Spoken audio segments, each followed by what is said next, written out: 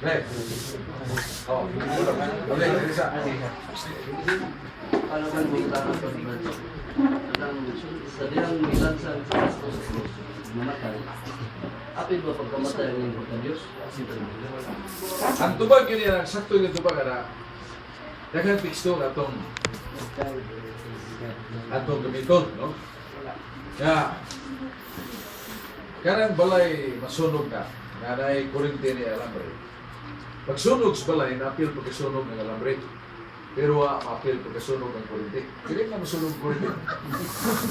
Nagitan ko na electricity. It burns, but it does not, it would not be burned. Kasi pa magkasunog na siya, pero hindi siya magkasunog. Hindi masunog yung kugalingon.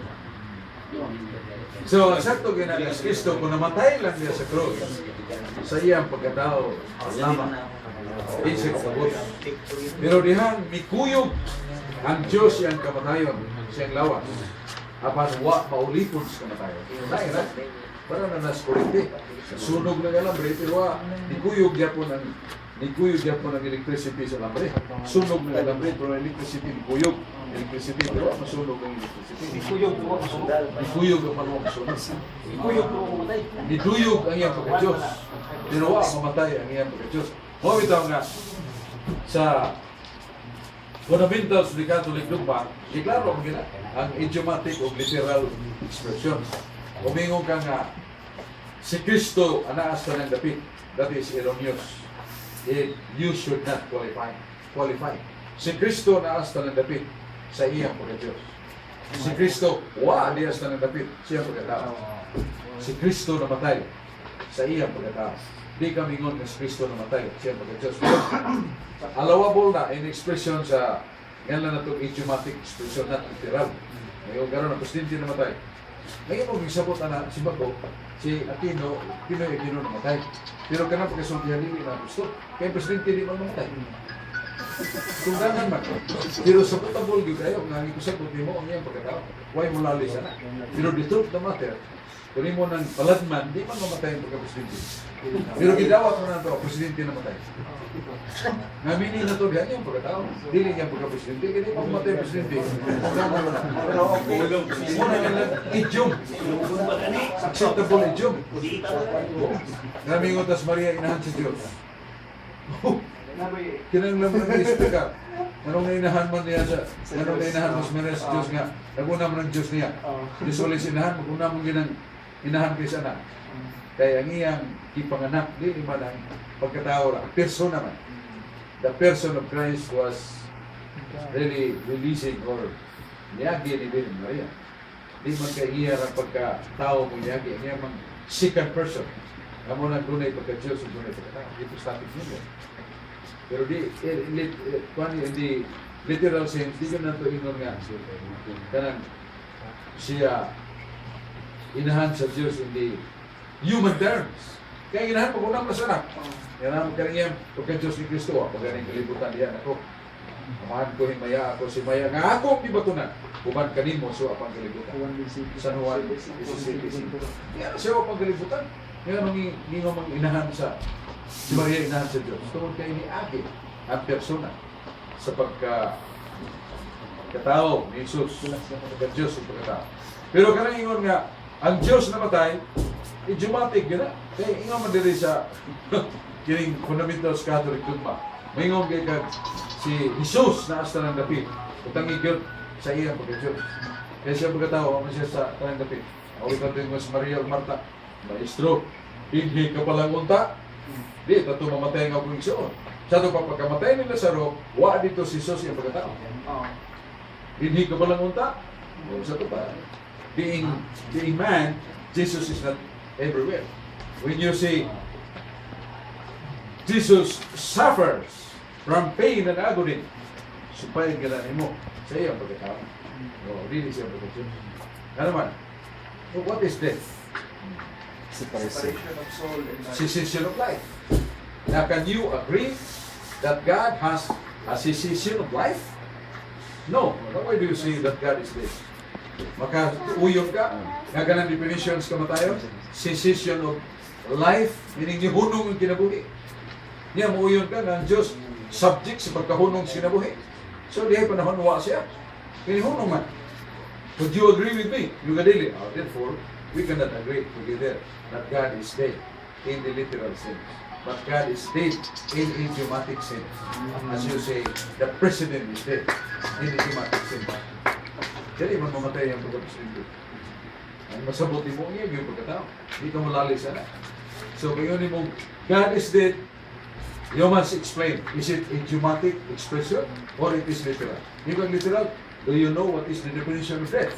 Yes, what is it? Cessation of life. Nihunong kinabuhi. Buot pa niyo masabot, dihay panahon, nga ang Diyos, nihunong yung kinabuhi. Yung ano, asam niyo basa sa Biblia?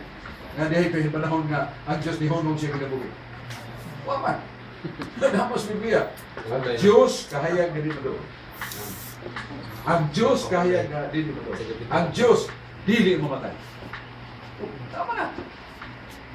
Sa 1 Timoteo 6, 16.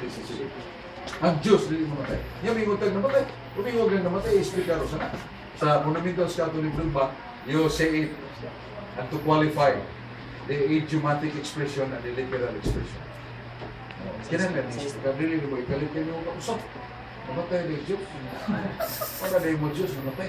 Bilang yan daw, tuwag yun. Sa ako nasabtan, Bradsok, Oo. sa imong ipamulong karon Oo. na ang pulong, ang terminong ang Diyos namatay, pulo dili sa absoluto nga gidili, pero kinalan i-explain siya. Nga ano, kay usahay mo ko ka ng pulong di lain ang meaning ni anak. Kay kabalo mo kita Bradsok nga di mo ginalilong nato kitang mga naa sa pan nga nakahaling yun nagpanag ang bitay og mga laylay mo na huna. Doon na gani dilipod nga nagtudlo nga ang pagka Dios ni Kristo sa dihang gilansan sa krus nawala. So di ba ihiya mo na siya Bradsok, di ba? Pinapailong nga pagka Diyos ko nawala ang pagka-Diyos sa kini kuyog sa Dili yan. Nawa, kaya mo na yung pagka-omnipresent. Omnipresent meaning He is everywhere. How could He be present in another place and not present in some other places? That's the reality of God. So that is very Bradsok, kanang giingon diya sa mga theologian bitaw sa physical sense para sa marriage concern na sundin siya pili proxima posible pang namatugma. Kaya sentensya hindi proxy. very proximate faith. Well, if that is the updating kind of dogma, and in the process we can find some basis of the scripture, that will become a dogma. Kung mo abot nga on the process ba? Kaya gini mo kung dogma, may ganito ba na to? Official statement of the Catholic Church to be accepted by all Catholics as to be part of our faith, and this is pronounced by the Pope or as official teacher of the Catholic Church, intended for all Catholics, and dogma always founded upon the revelation. Revelation meaning the scripture and the tradition. So di ka na may dogma basta di may foundation sa scripture sa tradition. When it comes sa dogma, munang na proximate, sentensya proxima fidei, what's about in the process of the study of the theologians, we can refer to or we can find that this belief or faith is also founded on the revelation, then the Pope can pronounce that as a dogma. Oh. Okay, siya may katapusan yung mabulo. God is neither body nor a composition of body and space. God is a pure spirit. So, ang Diyos, lundon yun ng Espiritu, dili lawas. O dili sad, lundon, dili sad, langkob sa lawas ng Espiritu. So, that's denial. Na dili lundon lawas, o dili sad mahimong nga langkob, lawas, o Espiritu niya, Diyos na. Pure spirit yun. Oo. Niya katong Kristo dito sa cross. Oo. Kuhan man, nananaman siya lawas. Yeah, God is a pure spirit. Yeah, Jesus there on the cross had a body and also had a soul. Yeah, di man ang iyang pagka-espiritu, pagka-Diyos niya. Parang mas broken. Ang ballpen, niya yung kwan. Kanang, niya yung pabon. Muna siya ang lawas. Yaan sa uhas, buwag na. Pero mo buwag na kung duha. Muna ang Espiritu, sa pagka-Diyos ni Cristo, nasa lawas, nasa sky. Buwag. Muna siya ang Pero kung na ay manudlo, Brad Sok nga, nipuyog lang sa espiritu. Irihiya na siya, diba? Ikaw, nipuyog ka lang. Wala na ito nagpabilin Kaya sa... mo kung kuyog, na ikuyugan na igibiyaan. Oo. Okay, ang kantong amigo ni Sandy, ni kuyog niya. Niya. Noto katong amigo niya, kaya kuyog man, wala din sila. Pero, wala yung concern, Brother Sok, kay na-misunderstanding usahay ba? Isa ka concern na dungog na ko, kung ang Espiritu daw sa Diyos naa sa lawas, ang Espiritu sa Diyos nato daw sa kalag, duha daw ang Kristo anak. So, mag-explain ang Brother Sok. Gawa ng Espiritu. Duha na daw ang Diyos. So, ito explanation na Brother Sok. Doon na ang Diyos. Okay, kung may uban daw dito sa kalag, uban po daw sa lawas, duha na day ka persona ang Kristo anak. So, Doon na ka espiritu. duha na ka Espiritu. So, unsay pasabot anak Brother Sok. Ang kalag, Espiritu man.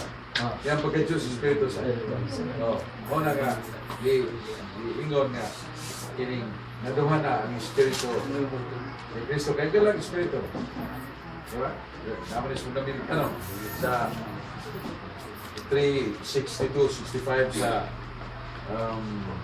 Catechism of the Catholic Church that the component of man is body and soul, and the soul of man is a spirit. Buha lagi ang panin ng tao, lawas yung kalag. Ang kalag na po, espiritu. Sa ako nasabtan, Brad Sok, kasi mag-explain ka kanina, kung ano yung bullpen, kung ano si Kristo, si Diyos ng tao, pagbulag sa lawas o kalag, ang kaling kamot na nagunit ni mo ni ang persona. Mo ni ang kanang espiritu sa Dios. Wala nga bisa pag nagbulag ang lawas ug kalag, nagpabilin nga hypostatically united ang lawas sa ug kalag sa Godhead nga ang second divine person ni Kristo. Mao man ako sa pagdibad sa kana kani nagunit mao ni ang pagka-Dios ni Kristo. Kana gyapon sa lawas nga naa sa lubganan ug sa iyang espiritu or kalag nga naa dito nagwali sa usalay nagunit. usalay nagunit. Mao ni pasabot dibad so. So, mao na siya, elucidated the explanation. Mao magbuwag na. So, why did ito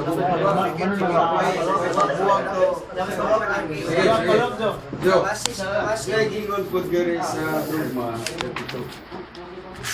That page 147. That no nature is without activity. Kuno dia ang nature, why kalihukan ni tabo?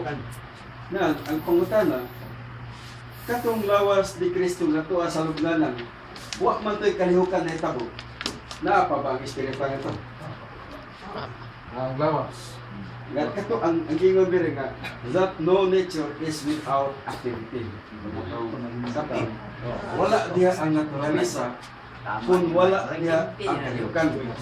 Nga ang kalihukan makamatay sa nagbulag sa lawas ang kalihukan tuaman sa espirituanong kahimtang nga nagwali sa 1 Pedro 3:19. Nang katong lawas ni Kristo nga dito sa lubnganan, wa man to'y kalihukan. Asa man espiritu nga to, kaya ang espiritu mo may dalas kalihukan. So di mo do yung pasabot na wala pagka-Dios ito. Di man greo. That no nature is without activity. Okay. Human being comprises body, soul, spirit. Yes, the body dies. One time. So, na to siya kalihukan na si body. Pero ang iyang soul, spirit, kaya naman diya ang life, na diya ang energy, spiritual energy. It has. The action is there in the soul, spirit, but not the body. The body nailed to the cross. So the nature, Bradson, is ito sa 1 Pedro 3:19. Ang nature of man, ihunong man niya, kay the body is dead. Meaning that soul, spirit, cannot be called man. Because man comprises body and soul. So It is the spirit. ang activity, ang nature, dunay activity. Kung naa ang nature, naa ang activity. So ang activity nagpadayon dito man sa Uno, Pedro 3:19 nga nagwali siya. Oh, correct. Kay, that what makes the body So, active is the soul spirit. so tuang na to ang espiritu kang kalag. Wa there sa lawas. Wa there sa lawas. We discuss about the kalat. In short, Brad, so pagbibiya daw ang pagka-Diyos sa lawas. Sa katong body, Biyaan, sa pagbiyaan. Oscar, Eh, ni Kuyog, ang nagdos ng lawas sa lawas. Oh, dili. Kaya Diyos everywhere man. Okay. Dili lagi Diyos, Diyos. nagpatay na itong lawas ni Jesus Cristo. Kaya po lang yan. Ang Espiritu Santo. Diyos kay being God everywhere. Oh. So, wag ka disipir, no? Mo na ka libran so kang ang murag gamay nga murag bitaw. Sa murag ano na gud murag tapuan na ba? Kaya kana mo kay dunay argumento nga media human nga nagwali si Kristo dito sa mga dito sa bilanggo gibiyaan na niya ang lawas ang bati wa na dito ba this amir compositor. So dili man mao po ang official Sa Elon na. Ang conclusion, ang ganti. Sa FDC. Siya pagpatay ito, siya ang iya ko rin yan. Ang Diyos siya pagka, ang Espiritu, being God.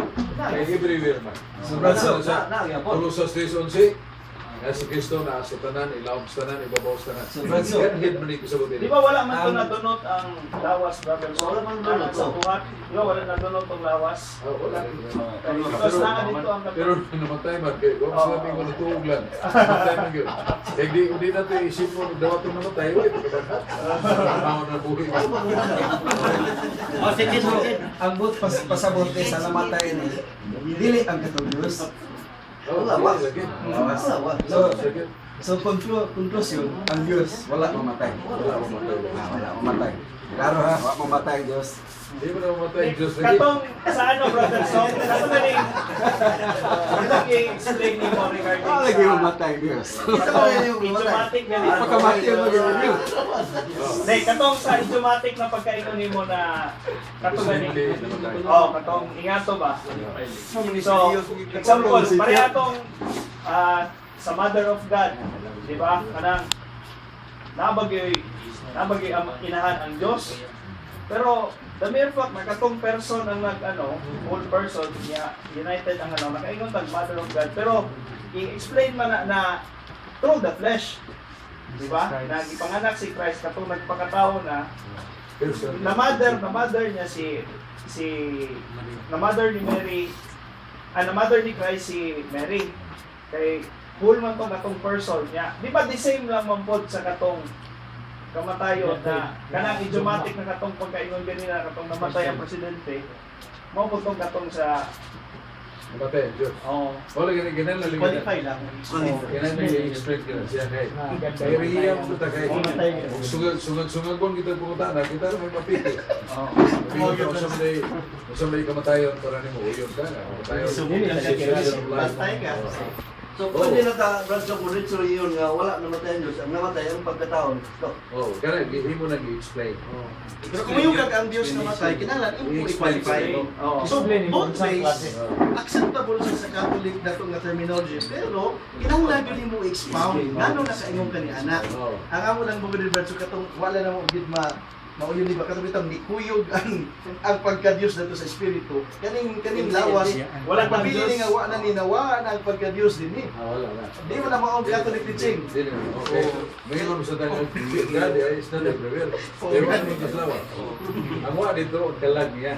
Mga lahat ginagawa sa lawas. So this klaro, di ba? Paano sa mga baruganan So, ang answer niya, both yes and no. Yeah, both yes and it has to be explained. Pero sa pangutana nga ni Biya o ni Kuyog sa espiritu, that is wrong. I-qualify lagi na ang kuhan niya, ang creation nga dili ka malayo sa hypostatic union. Oh, lagi. Static yun yung. Basta may nilagay sa kamatayon. equally Sa inani ng teaching di ba? Oh. So inani lang pangutana.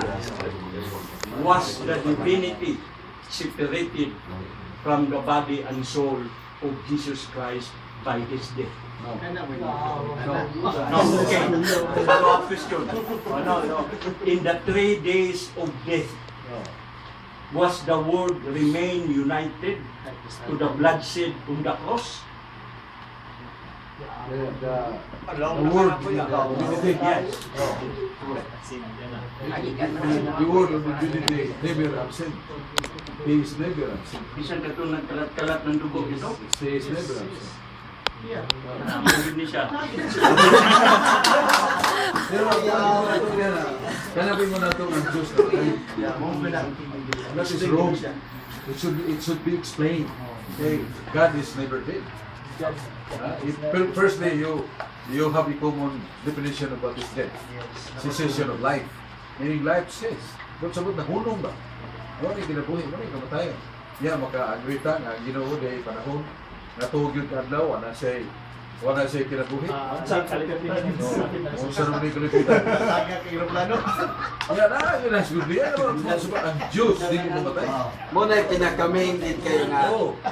Kung sa pinalisan nga rin, Kung Brad. So, ang Diyos namatay, i-explain niya. lugay na argumentuhan na mo nga niya ang Diyos namatay. Mamatay na tayo na dito mo sa katuuran. Dahil mingon ang Diyos namatay. Napo niyo ang Diyos dili mamatay. Karon klaro na nato nga ang Diyos di gid mamatay. Ayaw iuhod ihadyo kay ang both terminology accepted man. Ang katumang may proposition kaganiha nga di kuyog, mao gito siya ang saktong sayo. Nga erihiya gito siya kung itudlo na to. Pero sa termino nga ang Dios namatay o Dios wa mamatay, i-explicar yun na pagayo. Kay para dili ka ma-misinterpret. Kato galing sa presidente, kaya nga tuloy kanina. Ang presidente namatay. So, ang explanation lang Kana sa pong kuyog ba? Kana pong kuyog. Bukarin na nato sa termino umano. Kuana kana nagi ni kuyog na gibiyaan sa ni kuyog. Pero dili mo na to ma-apply sa Dios. Kaya bisag mo yun nga, ang pagka-Diyos ni Kristo, nibuyog sa kamatayon sa lawas. Tiruha siya, maulipon sa kamatayon. Kaya ang pagkuyog, basta Diyos, huwag magpasabot nga doon ay kibiyaan, doon ay kuyog. Dili ba locational absence?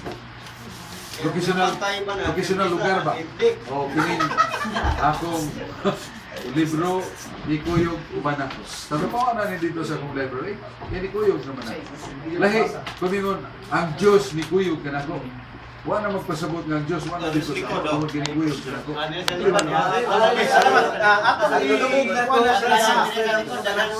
ang kadung na ko Brad so na explanation nga ang Diyos di bumatay. Pag-ingon diri ko no sa Fundamentals of Catholic Dogma nga ningon page 142 nga mingon, it is the divine logos who suffered in the flesh. So kay ang Diyos naaman po sa iyang pagka-tao, so namatay po ang Diyos. Kay ingon ko no ilman nga rin nga God suffered, died, and rose out. God, it is the divine logos who suffered in the flesh, died, and rose again. Kay ang Diyos naaman po sa pagkatao, apil ang Diyos po sa pagkamatay. Mo na ako nanunod nga rin sa mga kuan nga ang Diyos gid nga namatay. Dili, kung muapil ang Diyos sa kasakit o kamatayon ni Kristo, dili sabton galihan na apil sa pagkamatay. Kaya kung yun mo nga, ninyo nga, alambre nasunog, kaya nasunog man ang balay. Apil pagkasunog ng alambre, pero dili ang kurinti. Klaro kayo. Di mo na masudi. Di mo sa dili ko tingin page 142. Imong page 142. The fathers and theologians established the necessity of assumption of rational soul of Christ on the two axioms. Quod assumptum non is sanatum. That which is not assumed has not been saved. Yeah, the word, morning logos, assume flesh through the medium of the soul. In connection with the defense against Apollinarianism, the formula developed. In Christ, there are two natures, divinity and humanity, and three substances, logos, rational soul, and body. However, this formula was later reprobated by the Provincial Council of Frankfurt on account of the factual identity of nature and substance. In spite of this, however, it gained an entry into scholastic theology of Buko of Sanctitud, the Sapientia Animi Christi. Christus onus es, in una persona, duabos naturis, rebus essences, divinati, carni, in animal. Christ is one, with one personality, two natures, and three constituents: divinity, flesh, and soul. Wala, three personalities. Divinity mo na yung pagka-Diyos. Yeah, body, flesh, and soul. So muna, namatay, pagkamatay, ang flesh and soul, uwag. Pero dili, ang divinity, ganyan lang mo ang divinity. Yes, sir. Hello. Naalala ko ito ang rules pagka-Diyos ni Kristo. Sir, sumala sa imong hingon nga ang Diyos dili mamatay. Oh, dili ko yung mga lang, sir, tatlo. May posibilidad ba nga ang Diyos magpakamatay? O?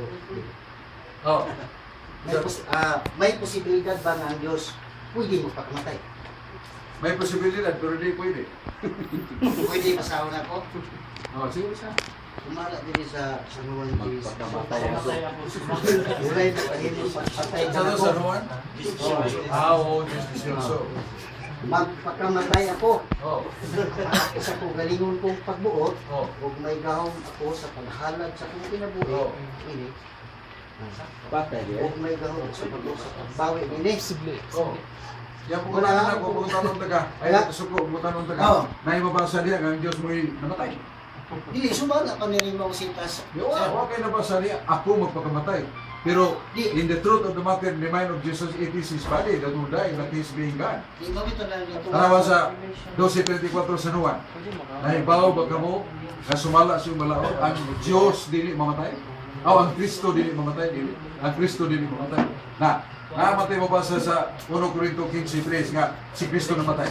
Naman sa tayo mabasa nga ang Kristo di mamatay. Ay may sakto ini. Oo, di lang sakto, ana. Simple lang akong pangutana. Di na tubag na ginang bro. Pamino. Ano tubag na kapunta na? Oh. Nga, mingon ka nga, mahimo ba nga ang Diyos pwede ba magpakamatay? Mahimo, pero dili pwede. Ano pag ngayon nga mahimo kapag dili pwede, asa mo gitinong Because that is self-contradictory. God is immortal. God is not subject to death. Because of being powerful, mahimo niya, pero di himuon na naman. Self-contradictory man. Pareho na nga ang Diyos, makahimo ba usa ka lamisa nga bula sa samang higayon? No, because non-existent. Makahimo ba ang Diyos paghimog bula nga samang higayon kwadrado sa mas lamisa? No, because that is non-existent. For God, death is not existent for Him. Because God is ever dynamic life. Pero i-explicar na nga sa iya mo ganang pagkatao, Brad, mo'y namatay naman na sa 1 Pedro 3:18-19. Nga si Kristo siya pagkatao, namatay. Pero siya pagka-Diyos, hindi namatay. Pero kanami mo ni kuyog ang Diyos sa kamatayon sa lawas ni Kristo, ayaw sabda sa ni kuyog nga kantong di usang na dili wa ko Example ka ganina. I'm only giving an example ba? Eh, gigamit sa ni Ryan. Ang mukuyog gani unay gikuyugan. You cannot expect that on God. Because ang God, bisang gamito ni mong ikuyog, mo kasabot mo na sa laing lapit. Na naman, He is everywhere man. Pero mo na di, kuhan ba, katong pagkamatay ni Kristo ba? Matod pa sa mga theologian, sa iyang pagkamatay niya siguro sa iya ang pagkatao, wala siya katubos. Because the sacrifice of man is finite. And our sin is infinitum in malice. So it must be, Godhead will be with that death of Jesus on the cross as man. The Godhead was there. So that His sacrifice becomes infinite. Ay,